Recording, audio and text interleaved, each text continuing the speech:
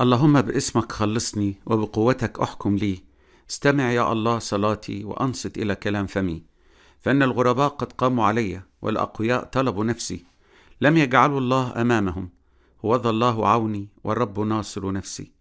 يرد الشرور على أعدائي وبحقك أستأثلهم. فأذبح لك طائعا وأعترف لاسمك يا رب، فإنه صالح، لأنك من جميع الشدائد نجيتني، وبأعدائي نظرت عيناي. هللويا.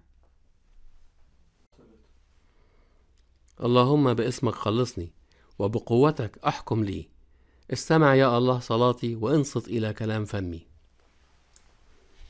يا رب يسوع المسيح، باسمك خلصني. اسم رب الجنود الذي به هزم داود جولياط، وباسمك أقام بطرس المقعد. يا رب يسوع المسيح، بقوتك اقضي لي، أنا عبدك الخاطي. فإن الغرباء قد قاموا علي والأقوياء طلبوا نفسي. لم يجعلوا الله أمامهم. هوذا الله عوني والرب ناصر نفسي. يرد الشرور على أعدائي. يا رب يسوع المسيح، الغرباء قاموا علي، الذين هم منا ولكنهم ليسوا منا، الخائنين، مثل كل من كان على شاكلة الزيفيون، الذين هم يهود من نفس سبط داود. وأقوى الأعداء ضدنا هو الشيطان الذي يحرك كل هؤلاء. يا رب يسوع المسيح، الأقوياء الأشرار الذين لهم السلطة مثل شاول قاموا علي، لم تعد عندهم مخافة الرب. يا رب يسوع المسيح، الكنيسة تقابل أعداء في كل جيل، سواء من أبنائها الذين تغربوا عنها بسقوطهم في البدع أو الكبرياء أو الشهوات المختلفة، وأحيانا غرباء ليسوا من أبناء الكنيسة. احفظ كنيستك واحفظني أنا عبدك الخاطي. وبحقك استأصلهم.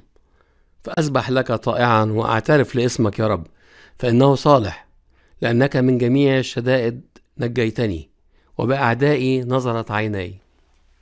يا رب يسوع المسيح، لا تدعني أخاف من الأشرار مهما كانت تهديداتهم، لأنك قادر على حمايتي واسمك ينجيني.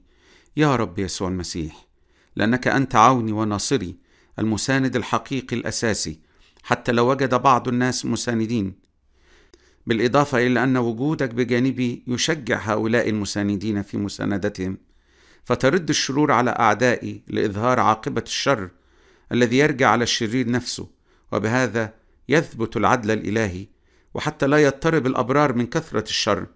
ولعل الأشرار الباقين يتوبون، فأنا لا أريد الانتقام منهم، بل أسامحهم، كما سامح داود شاول مرتين عندما سقط تحت يديه ولم يمد يده إلى مسيح الرب. يا رب يسوع المسيح، انظر إلي لتخلصني في ظروفي الصعبة بقوتك، فأسبحك وأشكرك طوعا وعن طيب خاطر، كتعبير عن محبتي وليس طلبا للمكافأة، لأني قد نلت فعلا الطمأنينة والسلام لمساندتك لي، وبأعدائي الذين هم الشياطين والخطية والذات نظرت عيناي. أنا عبدك الخاطي.